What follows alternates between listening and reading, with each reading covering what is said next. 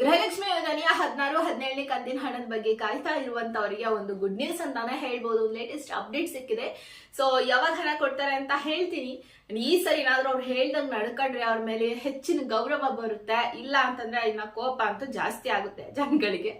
So ಯಾವ date ಕೊಟ್ಟಿದ್ದಾರೆ ಅಂದ್ರೆ ಇದನ್ನ ಹೆಬ್ಬಳ್ಕರ್ ಮೇಡಮ್ ಅವರೇ ಸ್ವತಃ ಮೀಡಿಯಾ ಮುಂದೋ ಇಲ್ಲೋ ಟ್ವೀಟ್ ಮುಖಾಂತರ ಹೇಳಿದ್ರೆ ಇನ್ನೂ ಚೆನ್ನಾಗಿರ್ತಿತ್ತು.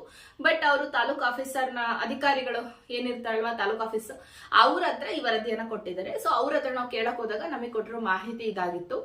ಇದೇ ತಿಂಗಳ ಫೆಬ್ರವರಿ 15ನೇ ತಾರೀಕಿನ ಸಂಜೆಯಿಂದ ನಾವು ಹಣ ಹಾಕ್ಲಿಕ್ಕೆ ಶುರು ಮಾಡ್ತೀವಿ ಅಂತ ಹೇಳಿದಾರಂತೆ.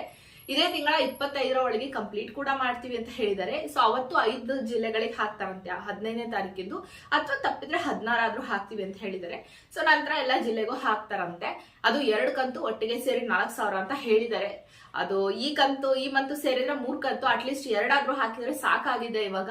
ಅಂಡ್ ಈ ಹಿಂದೆ ಹೇಳ್ದಂಗೆ ತಾಲೂಕು ಆಫೀಸಿಗೆ ಹಣ ಕೊಡೋದ್ರ ಬಗ್ಗೆ ಬೇಡ ಅಂದ್ರೆ ಸದ್ಯಕ್ಕೆ ವಿಚಾರ ಬಿಟ್ಟಿದ್ದಾರೆ. ಮುಂಚೆ ಹೆಂಗಿತ್ತಲ್ಲ ಹಂಗೆ ಡೆಬಿಟ್ ಇದ್ರು ಸರ್ಕಾರನೇ ನೇರವಾಗಿ ಹಣ ಹಾಕುತ್ತಂತೆ. ಫ್ಯೂಚರ್ ಅಲ್ಲಿ ಏನಾಗುತ್ತೋ ಗೊತ್ತಿಲ್ಲ. ಸೊ ಸದ್ಯಕ್ಕೆ ಮುಂಚೆ ಹೇಗಿತ್ತಲ್ಲ ಅದೇ ತರನೇ ನಡೆಯುತ್ತೆ. ಅಂಡ್ ಈ ಸರಿನಾದ್ರೂ ಹಣ ಸರಿಯಾಗಿ ಕೊಟ್ರೆ ಹೇಳ್ದಂಗೆ ಪಾಪ ಎಷ್ಟೋ ಜನ ಕಮಿಟ್ಮೆಂಟ್ಗೆ ಹಣ ತುಂಬಾನೇ ಹೆಲ್ಪ್ ಆಗುತ್ತೆ. ನೋಡೋಣ, ಇಷ್ಟು ಮಾಹಿತಿ ಸಿಕ್ಕಿದೆ. ಇವತ್ತು 12, ಇನ್ನೊಂದು 3 ದಿನ ವೇಟ್ ಮಾಡಿ ನೋಡೋಣ ಸೊ ಏನಾಗುತ್ತೆ ಅಂತ. Thank you so much.